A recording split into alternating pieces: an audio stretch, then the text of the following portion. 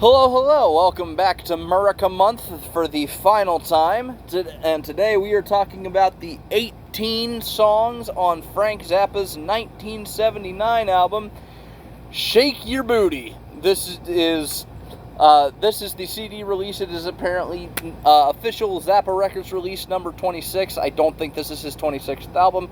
I didn't double check that before coming out here. I probably should have. That's pretty basic.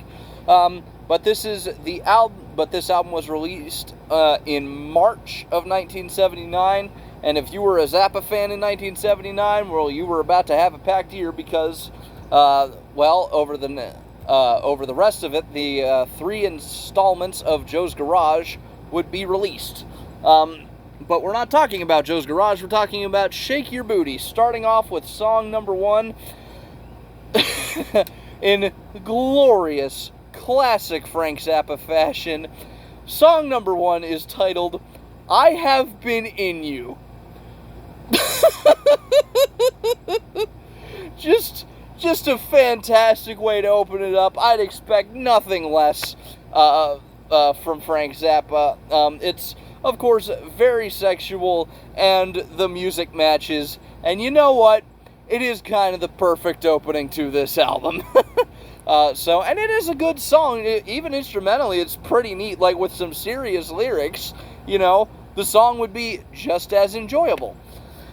Song number 2, Flakes, is a brilliant lampooning of consumer culture, which has only gotten worse since 1979.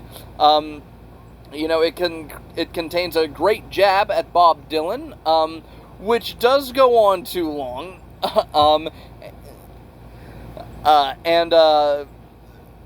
There's not a lot of cool musical moments in it, but it is definitely funny. It's like making fun of people who are too stupid to fix their own stuff, too cheap to bring in workers who will actually do it right, and then they get mad when the cheap workers they bring in do it wrong, and then they just buy a bunch of more shit. Like, it is weird. You would understand it if you would listen to it on your own, and I highly recommend that you do, because it's very entertaining. Song number 3, Broken Hearts are for Assholes, you're an asshole. Broken Hearts are for Assholes. It's much more punk-like, but still contains those musical and lyrical Zappa-isms, and it lampoons those sappy breakup songs. Just making fun of those, people who just wallow in their pain after a breakup. Meanwhile, Frank Zappa's like, oh, pick yourself up. Oh, pick yourself up. I don't want to hear you complain. You clearly enjoy being in the position you are right now. That's my Frank Zappa impression. I've been told it's decent. Song number 4, I'm So Cute, takes a massive shit on punk, which was the recession pop of his day, although I'd still prefer to listen to punk over recession pop. Shits on the egos of said musician, and it is the side 1 closer. So side 1, really strong. Really, really strong. It's just a fantastic opener. Again, it's Frank Zappa. It's not going to be look at what he's wearing, okay? It's not going to be the most mainstream. It's not going to be the most accessible. It's not going to be the most lyrically nice thing. But when it's good, holy shit, it's good. So, yeah. Song number 5, Jones Crusher, it's kind of got a flashback to the late 50s, early 60s rock. It was recorded live in 1977, later overdubbed and adjusted in the studio. And it's this album's Dynamo Hum. Yeah, it's another sexually explicit one. Yeah. Song number 6, Whatever Happened to the Fun in the World. It's 33 seconds of random studio fuckery with Frank and his studio engineer just kind of laughing at each other. Yeah. Song number 7, Rat to Mango. It is an instrumental using the same structure and a solo from a track off of Zappa's 1976 album, Zoot Allures. And it is very sonically similar. I'm sorry I'm not looking at the camera super much. I'm watching these clouds because it's supposed to rain. That's why I'm recording so early. But you wouldn't know that. I'm recording this the day it goes out. which I don't normally do. I normally record it the day before, like you should. But it was pissing down rain, and we had electrical problems yesterday. But anyway, Rat Tamang, it's very sonically similar to Joe's Garage. Song number 8, Wait a Minute, it's another 30-second studio interlude bullshit. Song number 9, Hey there, people, I'm Bobby Brown. They say I'm the cutest boy in town. This is my favorite Frank Zappa song on the album. It is downright hilarious, although I'm not gonna... There's a reason I stopped singing it where I did. I don't want to get terms of service. But, it is incredibly sexually explicit and funny as shit. So, again, very, very funny song. Song number 10, Rubber Shirt, is another Frank Zappa instrumental, but this time it's very bass heavy. It's just kind of there, which is not something you want to say about a Frank Zappa song, but the man was just spewing out so much music. The man was nuts. Just as many albums have been released in the 35 years after his death than were released in the roughly 35 years of his career. So, yeah, the man made a lot of stuff. The Sheik, Yerbouti Tango, song number 11, is another instrumental. This time it's a genuine tango, and it definitely influenced Joe's Garage. Song number 12, Baby Snakes. It's just kind of 2 minutes of Frank being silly, but it's, not him being instrumentally silly.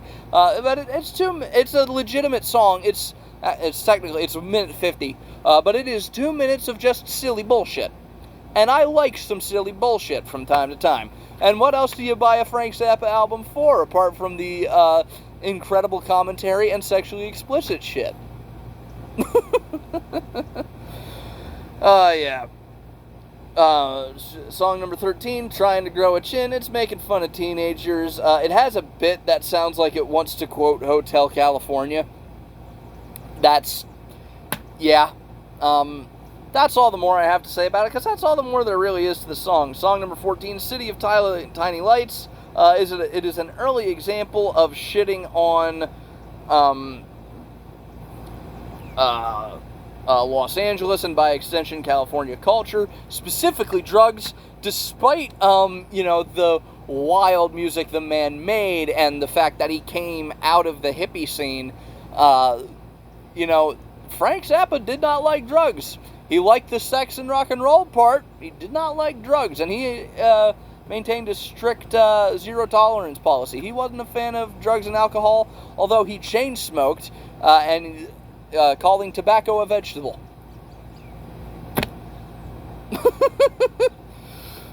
Yeah, Frank Zappa was an interesting dude. Song number 19, Dancin' Fool. It lampoons the absolute shit out of disco while being a legitimately great song to, groove and dance and, move around to. It's a fun song. It's a really fun song. The audio has cleared up because my air shut off. Hopefully that's not another power outage. If it is, I'm going to be pissed. But yeah,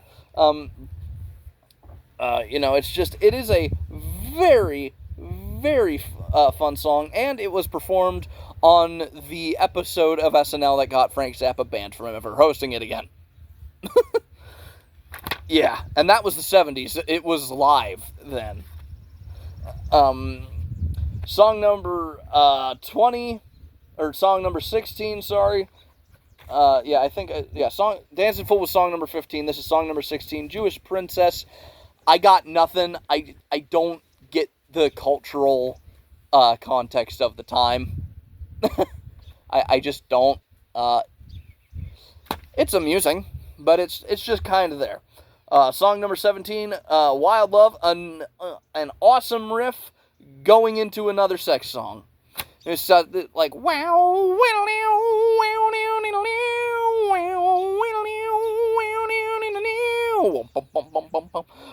many well-dressed people in several locations are kissing quite a bit. Yeah, and then you can predict where it goes from there. It's fine. It's very fun, but Bobby Brown is better. Dancin' Fool is better. And then song number 18, the final song on the album, he closes it out in a very prog fashion and a very Frank Zappa fashion. Song number 18 is called Yo Mama.